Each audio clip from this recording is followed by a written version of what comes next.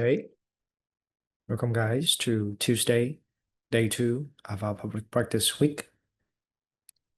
Okay. So far, we have sit with together for one training and one discussion. And to follow up with people,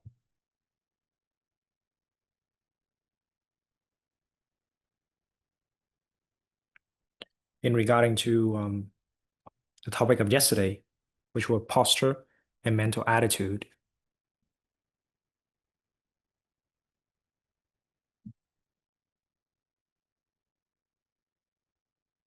And using the breath as the regulators of our experience.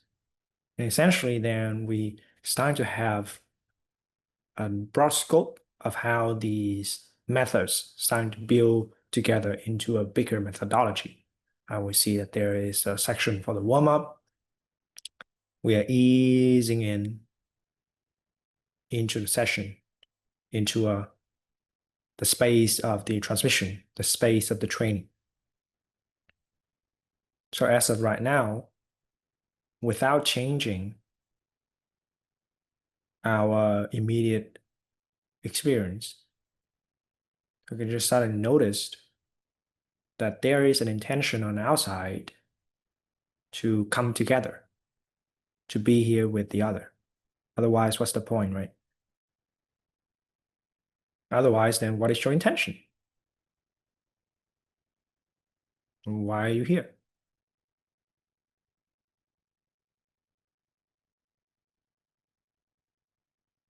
Yeah.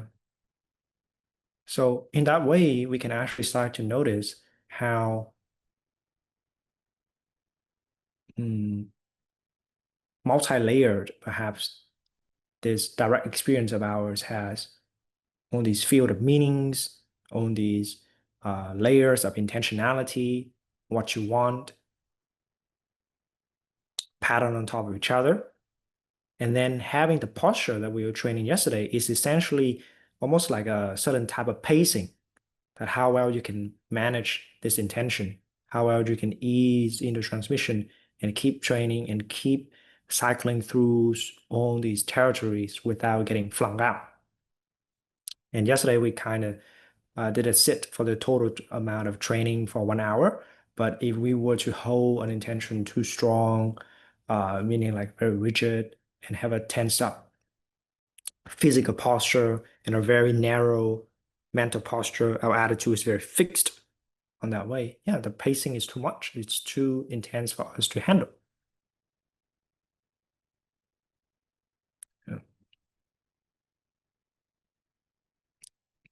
Which comes to a very interesting point as we continue to work on our posture throughout the week and continue to use the breath as the regulators of our experience. We start to see how, with different intentionality, our direct experience will be different. The way we come into contact will be different. This moment, so to speak. If you want the experience to be calm, nice, then okay, you can set that intention. So whatever is going on that is too like overwhelming. I know that some of us sitting together yesterday was feeling like we're just recognizing how lost we are, just recognizing um,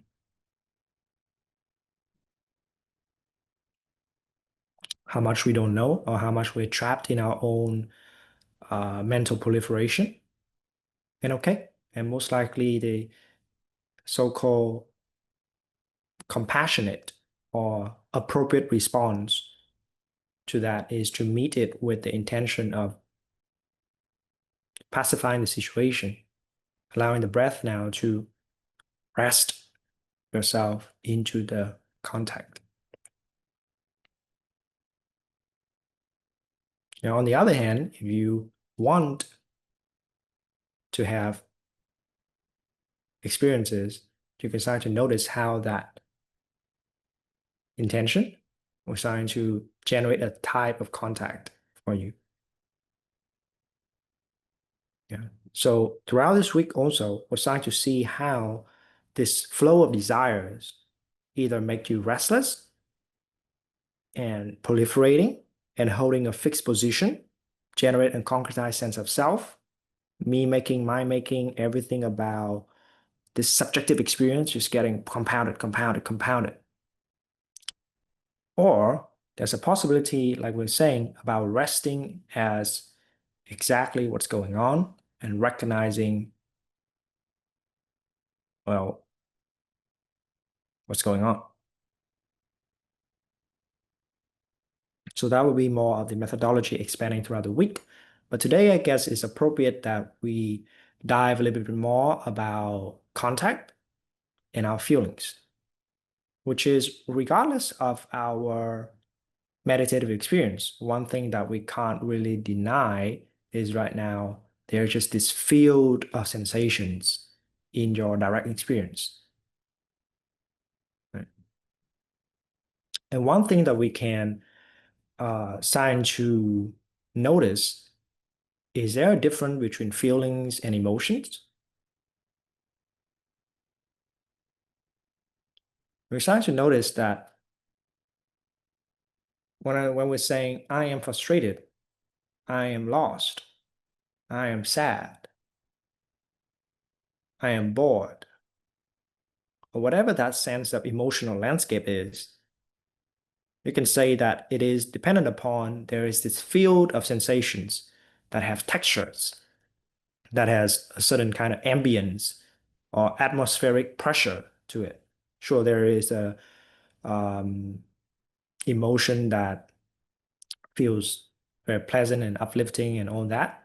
But that's also come with a certain kind of atmospheric pressure, right? Like the sense of there's a certain squeezing that makes you here or here or here. Like yesterday, we were using the breath to try to loosen some of that up. But without going too much into so-called like a meditative pose to try to pacify the whole situation right now, if we can just notice what's going on as we are warming up. Notice all these feeling of being squeezed. It could be a squeezing, could be a like a nice warm hug. That's also sort of squeezing, a little bit like just right, right? But there's also could be the kind of squeezing that makes you hard to breathe. That seemingly like your range of breath is so shallow. You can only breathe like this. There could be a type of squeezing that is much more gentle.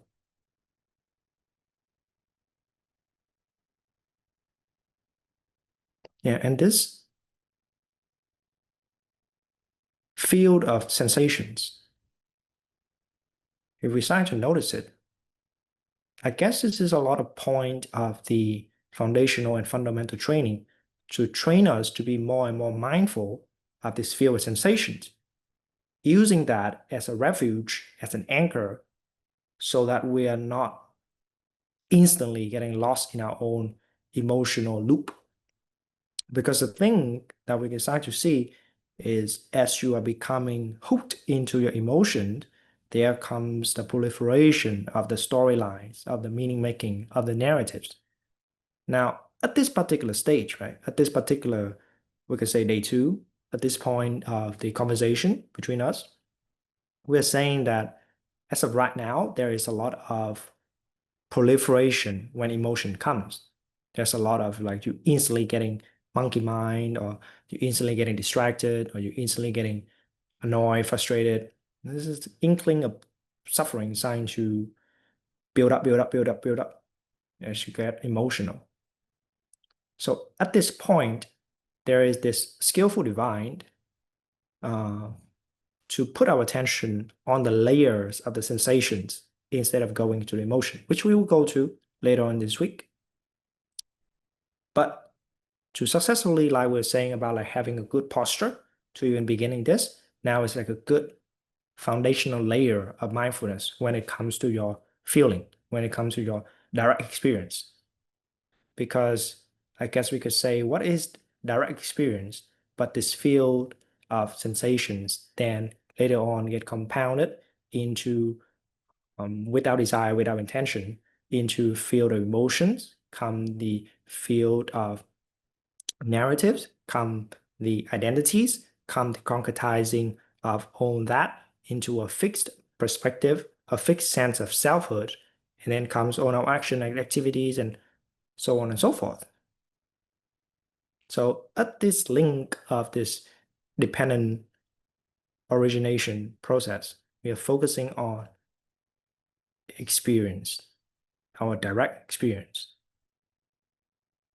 which is our feelings, the sensations.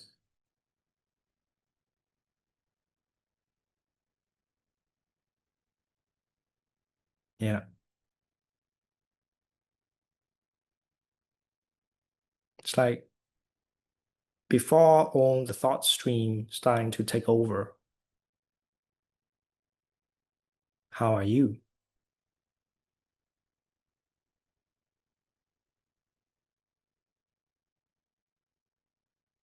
Yeah, even notice right now how you can't even do that. You immediately go into trying to make sense of what I'm saying. That's also an emotion.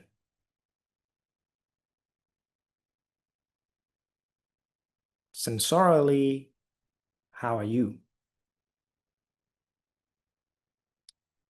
Now that this also comes with a very interesting instruction when it comes to posture, to even be able to do this kind of meditative inquiry is well, shout out to Padmasambhava Guru Rinpoche. He says, as you practice meditation, make your body like a corpse, your speech like a mute, and your mind like the sky.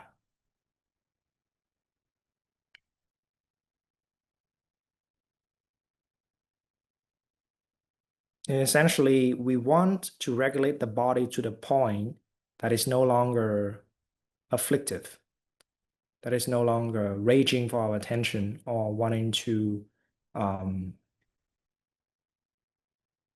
stir up problems. That's by developing the posture to starting to accumulate the sense of ease and wellness in this anchoring vehicle. But most importantly, right now, at this particular focus is the speech aspect, how you make sense, make meanings. Easily, blah, blah, blah, blah, blah, blah, blah, blah, blah, blah, blah, blah, blah, blah, blah, blah. All that momentum. Like, can you shut it? Can you just stop and experience what you're experiencing without immediately going into the layers of meaning making and just focusing on the raw sensorial data? And if you can't, then that's also a sign that we say the fitness is lacking, that we don't have the capacity to just stop, just shut up. We have the different four F when it comes to our direct experience.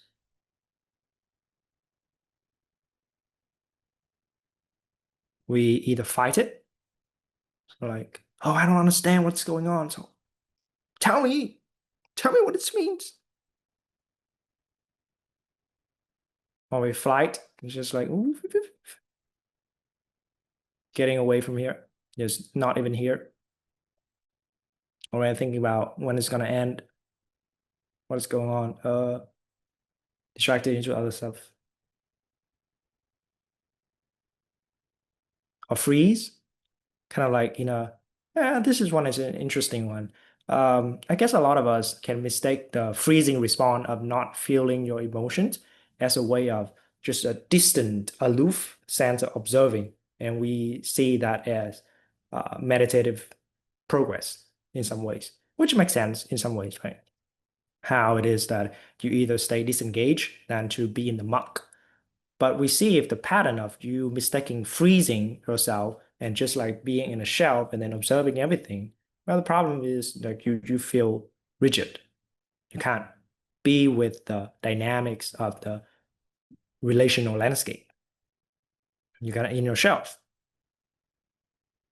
The other thing is about direct experience, that how you are not fully meeting it is the fawning experience, the fawning response. fawning over your own experience, like constantly musing, oh my God, this is amazing. Oh, wow.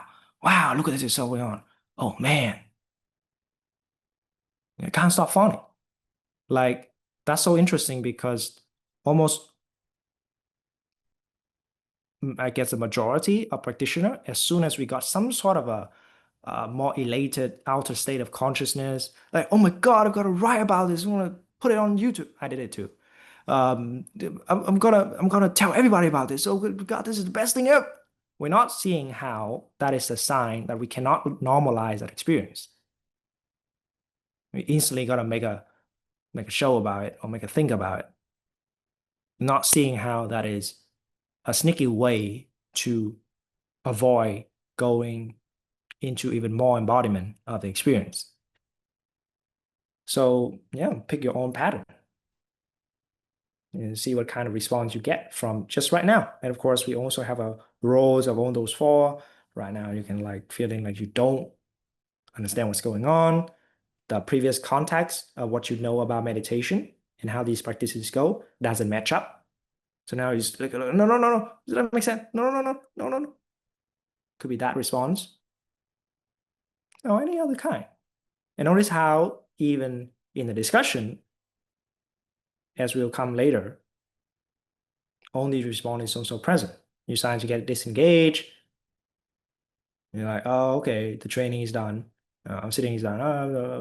It immediately lose all of it. There's barely any integrative muscle, barely any fitness over there. Or yeah, or you may not be able to have the kind of grounding discipline to notice that the freezing, like, sure, I'm not running away and I'm not fighting. So that's it, right? Like you're not even aware of the range of the freezing and fawning response, how it takes over you, how you just sit there and like trying to silently, passively take in all these things and not seeing that you're frozen.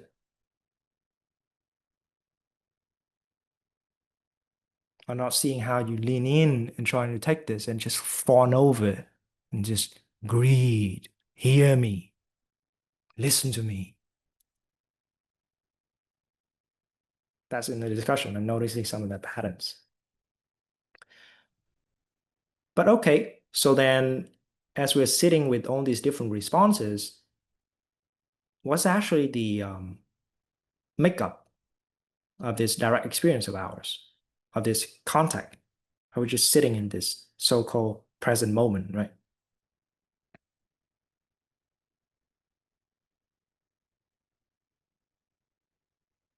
Yeah, so having our posture, pacing ourselves, regulating with the breath, being aware of our intention.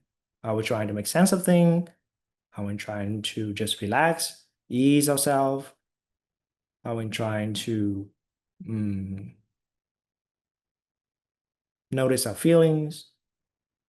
And then we'll see that, oh, this contact, there is a layer of it is on this mental proliferation, but I'm just sitting, those things come and go.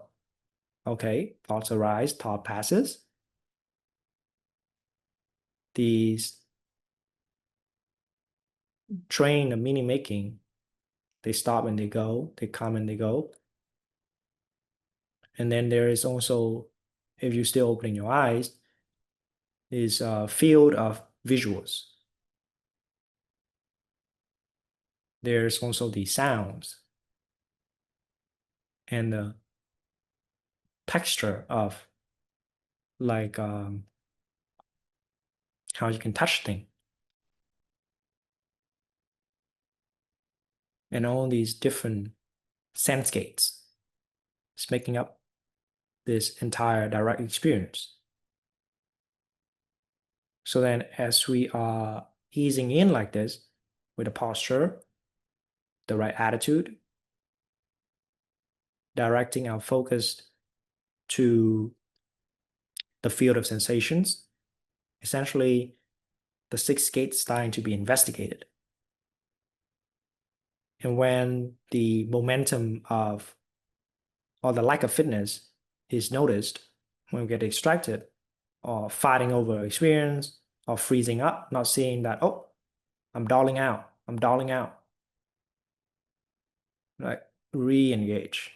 Or you're fawning, you're getting too excited, clinging on to a certain pattern. Like, oh, I'm getting hooked in. Right? And the clarity and the lucidity of the contact of the direct experience starting to more and more reveal itself.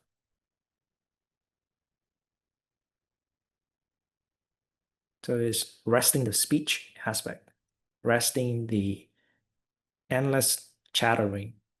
And we notice is that much chattering necessary? Like then right back to then feeling all this field of sensation and noticing how much it's squeezing you. Yeah.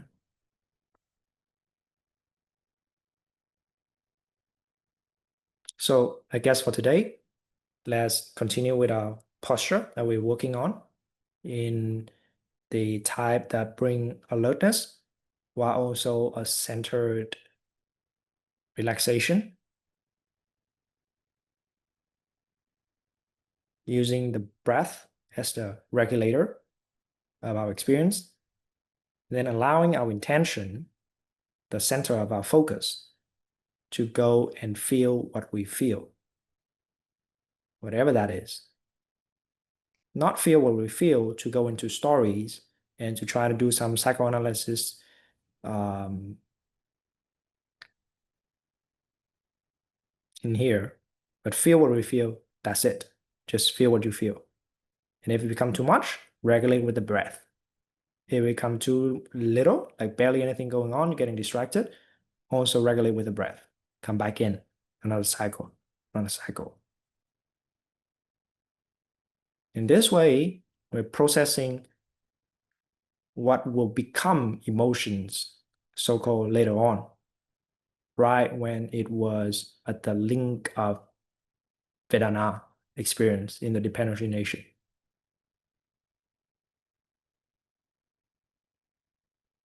Yeah. And as we relax into this field,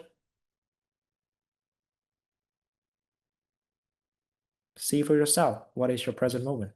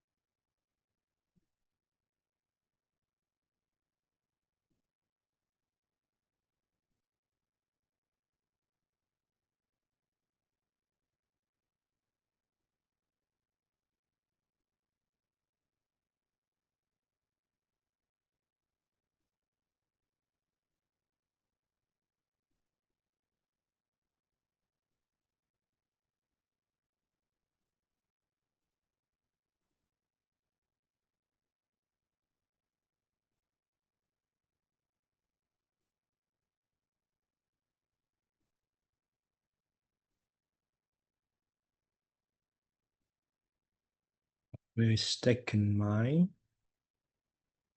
is at its core a leaky mind.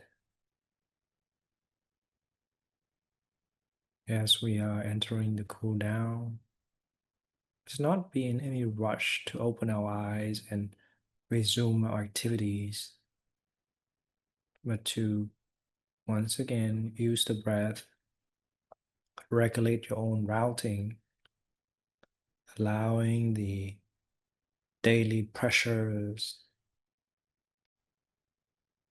the responsibilities and the duties, the subtle anxiety of anticipation,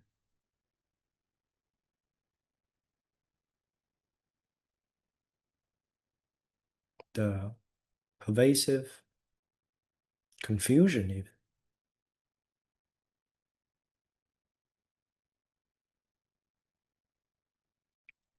Allow them to come.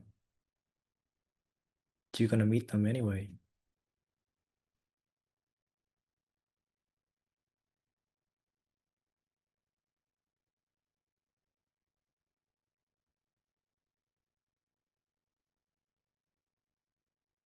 As we tend to our feelings, our field of sensations,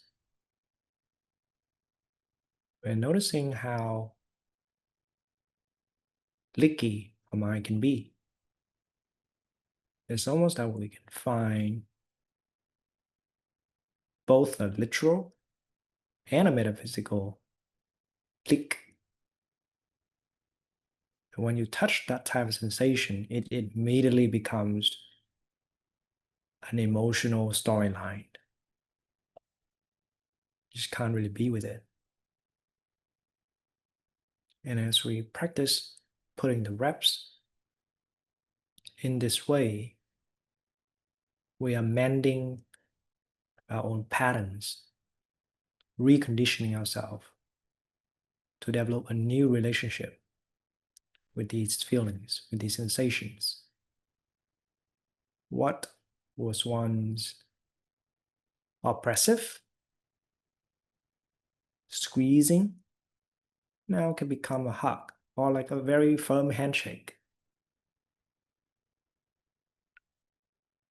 What was once dull and dead and jaded can now just be rekindled with interest. Forgotten parts of ourselves suppressed. The so-called subconscious can be gradually welcomed and reintegrated. Just more and more layers. And it's not necessary that we're trying to get to the bottom of our field of sensation, the core sensation. One, I feel that sensation, all is accomplished. Not necessary. Not really. It's more so of developing these skills and this willingness to meet our sensations, to directly experience what we are experiencing, so that our virtue, our sense of orientation, knows that whatever is going on, I can always be with it. Not to get to any particular sensations, be it blissful or core suffering. I'm sweating I'm sweating so much. Sessions intense. That too, but not necessarily have to reify those sensations, right? It's the virtuous orientation that you can welcome the rich, the meek, the damned, and the blessed. Everyone is welcome in our banquet. Banquet? Banquet. I don't know. Sensorial data. So as we open our eyes again, we're welcoming things back. just as we ease into the warm-up,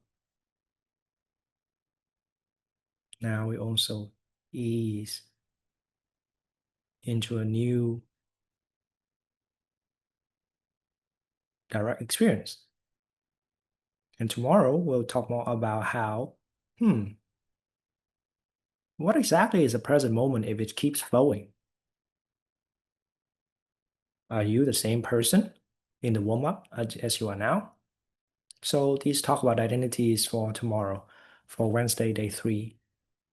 But in order to do that, we must be very clear in our ability to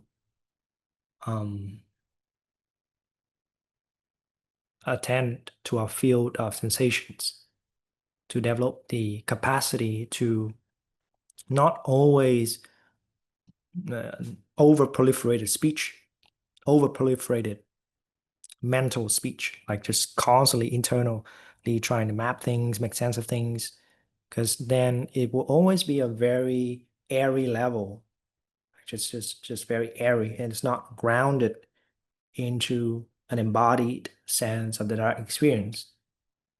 So then we'll have a problem if we don't train this foundational groundedness, have a problem of conceptualization in the way that just constantly rejects the direct experience. But once we can build this foundation and then we examine our conceptualization, then we're not lost in the sauce. Then we'll see how conceptualization is also part of the direct experience. We can have the tools to work with this airy, scattered mind. But we've got to take care of our leakage first.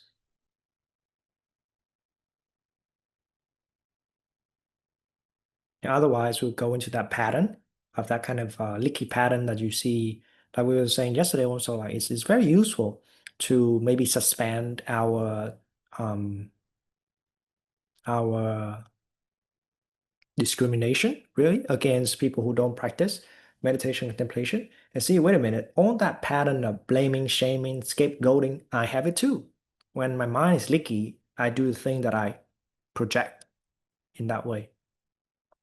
Confirmation bias, right? I only want to see what I want to see. I do it too.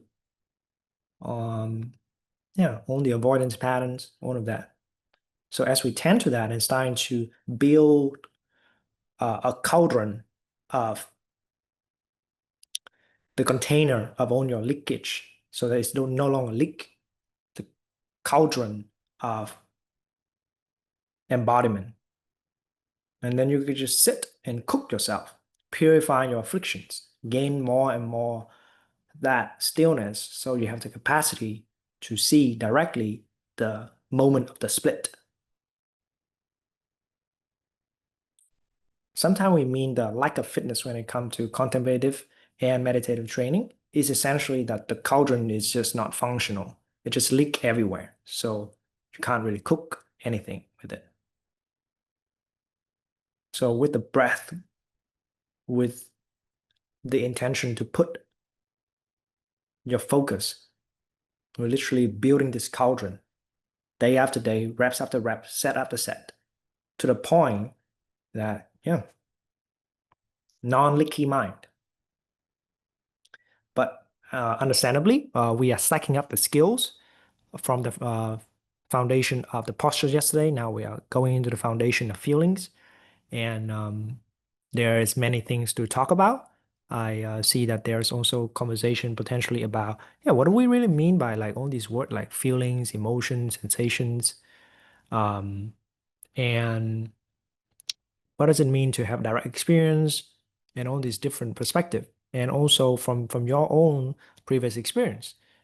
So that's the space for the discussion for us to really sit down and make sense, and put meanings into this using language, using a dialectic approach, right? Because it's huge, it's quite helpful, quite useful.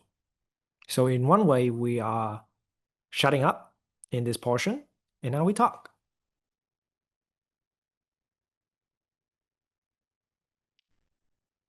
So once again, This is day 2 of our public practice week. Thank you guys so much for joining the training. I'm excited to see many of you guys are returning after yesterday. I think that's a good sign. And I look forward to meeting you tomorrow as well as all of this is priming us for a big review on Saturday.